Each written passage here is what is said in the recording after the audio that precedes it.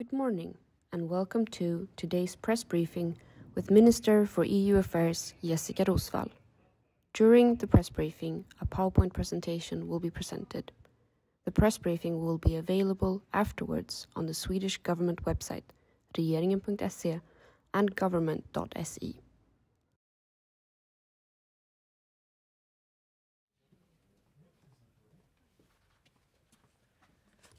Hey. So, good morning, everyone, and thank you for coming here, both here and digital. Today, we are almost exactly halfway into the Swedish EU presidency. Therefore, this is an excellent occasion to take a look at what the Swedish presidency has achieved so far, for the most important issues on the agenda at the moment and what challenges that are still ahead of us. My main message to you today is that the Swedish presidency is delivering on our four priorities: security, green transition, competitiveness and the rule of law. And we are sticking to the timetable.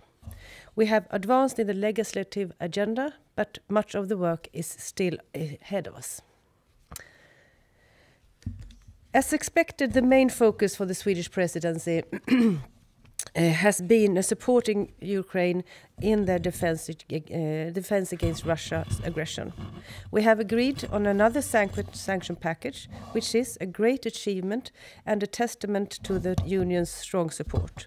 Whenever we have agreed on a new sanction package, the question has been that the next round of sanctions will come and why certain sectors still are not covered. This is understandable, but I also think that we need to take a step back and realize how historical this past year has been. In 12 months, the EU member states managed to reach consensus on 10 sanction packages, far more powerful than the ones that we agreed on after the annexion of Crimea in 2014. The presidency is indeed ready to bring another package to the table. However, I believe that the most important thing right now is to ensure that the sanctions are implemented and effective. One way to do this is to harmonize the criminal definition and penalties for sanctions evasion.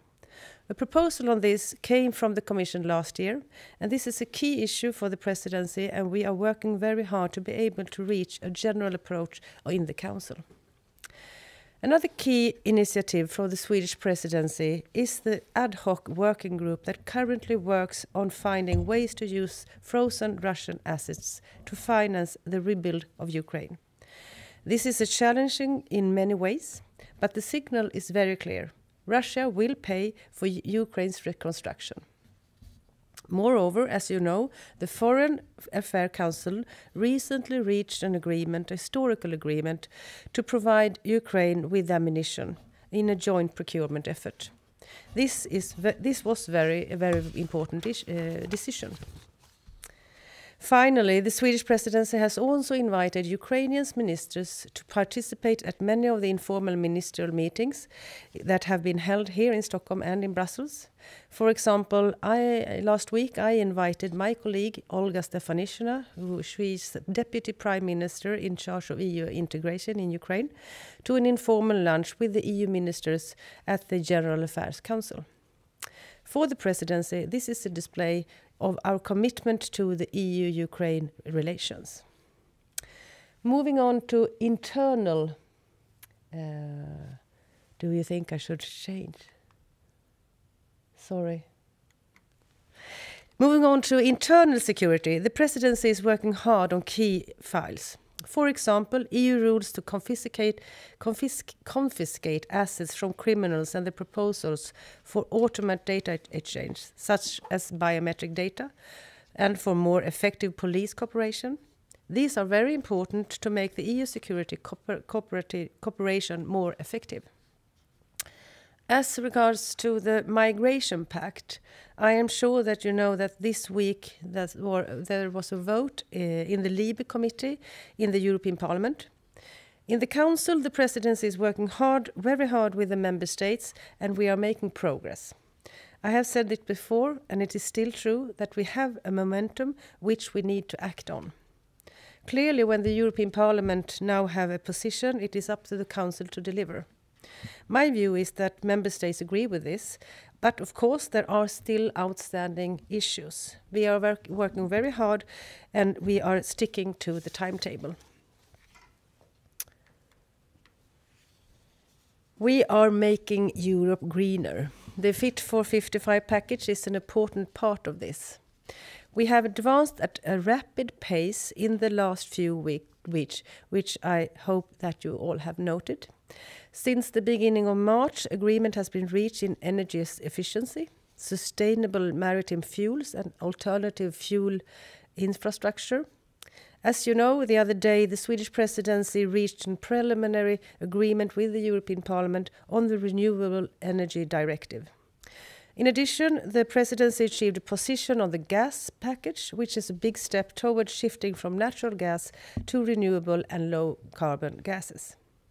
Much work remains, but the Presidency is committed to deliver on the green and energy transition and so far we have achieved a lot. If we look ahead, the Commission has recently presented proposals on the Critical Raw Material Act and a reformed electrical market design. These two files are the key to achieve a secure energy supply at reasonable costs and to get access to the raw materials needed for both the green and digital transition. They will be prioritized by the Swedish Presidency the month to come.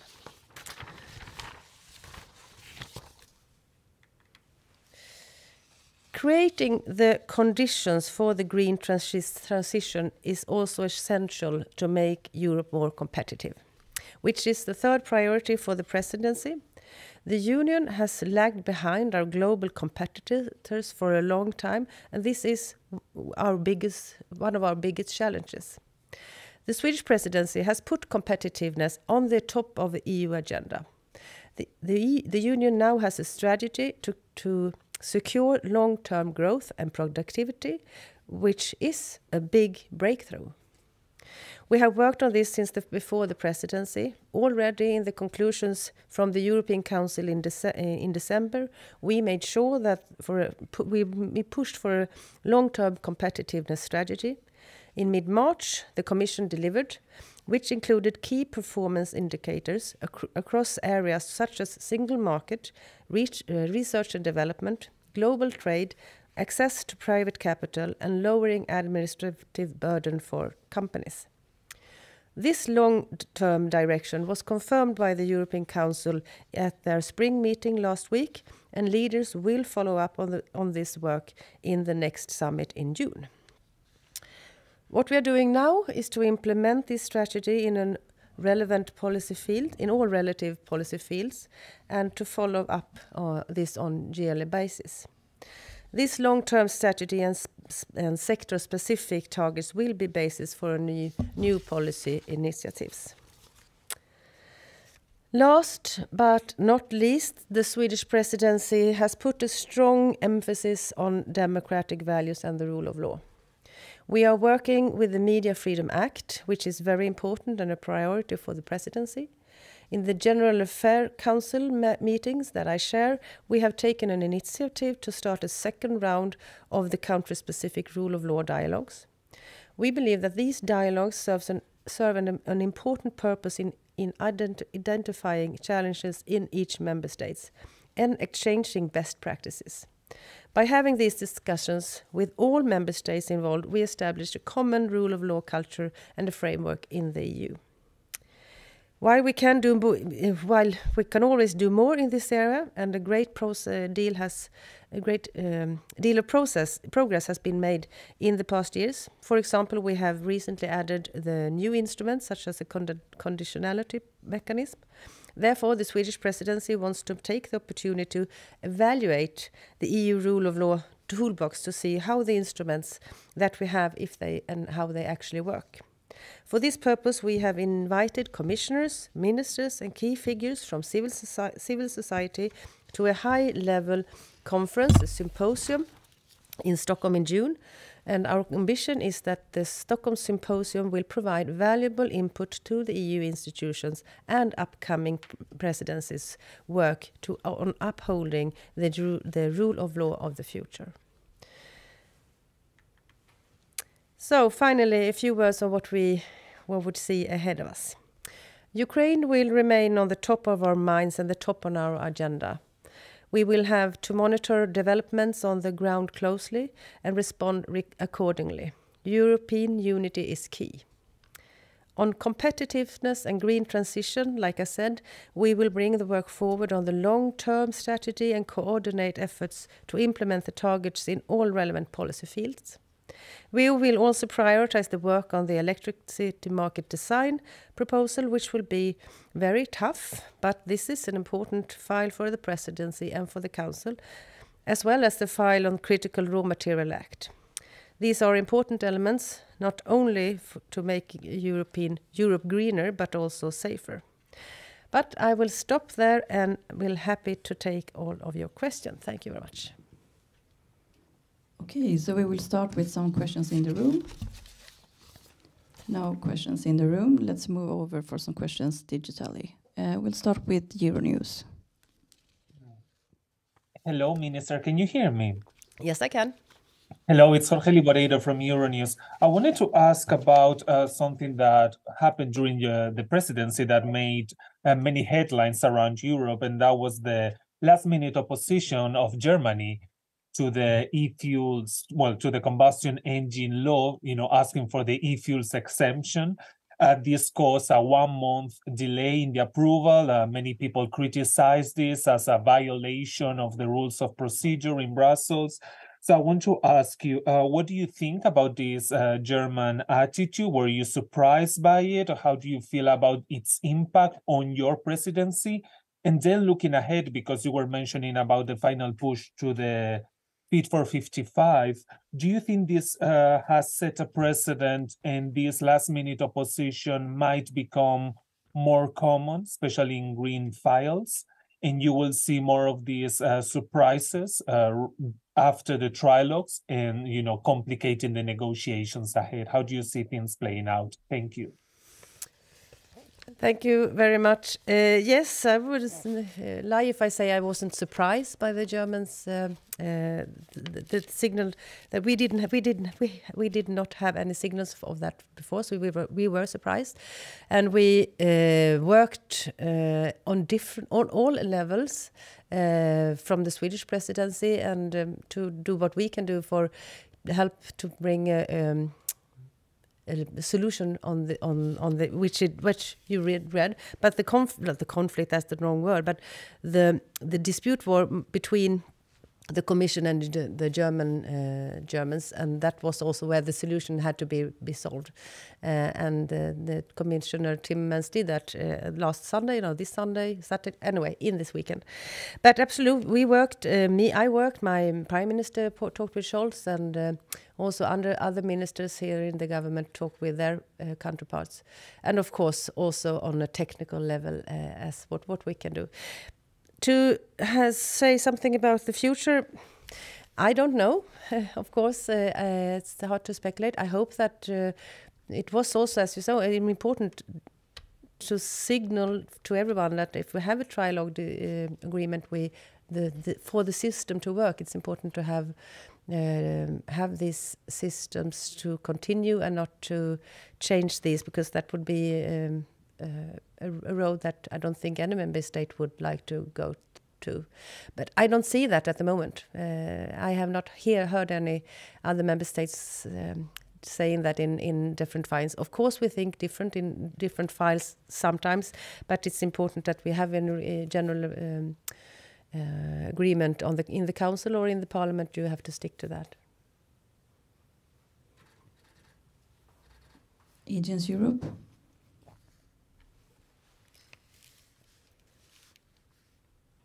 Mathieu Blou, Agence Europe in Brussels. I'm wondering about the European Ethics Committee.